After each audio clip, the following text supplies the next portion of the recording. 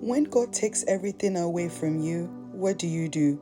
Sometimes when God takes things away from our lives, it often feels painful and we wonder why. There are a few things that you need to remember. God doesn't take away to destroy. He takes to build something new and something better for you. Look at Job, for example. He lost everything that he had. Yet his latter days were far greater than what his beginning was. God prunes us like a gardener, cuts back certain parts of our branches, just like the gardener does, so that we can bear more fruit. When God takes everything away from us, it's not rejection, it's redirection. God removes what we think we need to lead us to what we really need.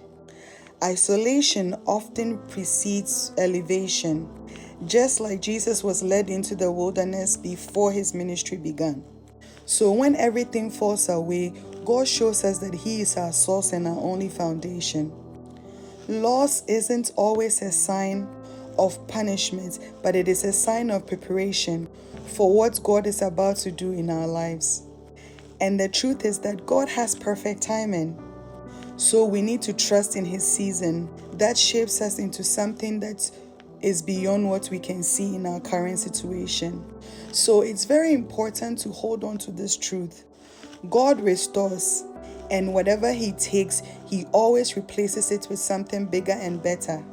It's natural to grieve what we think we've lost, but please don't stay there. God is still working even in your pain. You see, God always sees the end from the beginning. That's why he's called the Alpha and the Omega.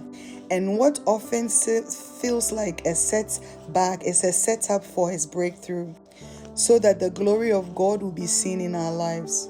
And let me remind you of this story of Joseph in Genesis chapter 50 verse 20.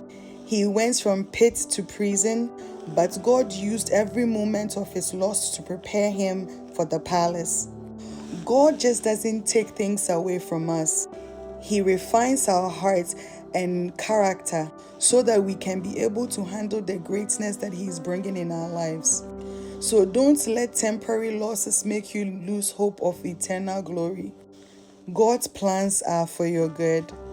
Jeremiah chapter 29 verse 11 says, "For I know the plans that I have for you, declares the Lord, plans to prosper you and not to harm you, plans to give you a hope and a future." You are not alone. Many people in the Bible faced a lot of challenges. But remember that their pain and setback always ended up in victory. So trust God that yours will also end in victory. God will often strip away the things that we lean on, so that we will learn to lean on him completely. In moments of emptiness, God always creates room for new things and new growth, as well as new opportunities and new blessings. So please be patient and hold on to faith. The breaking always comes before the blessing.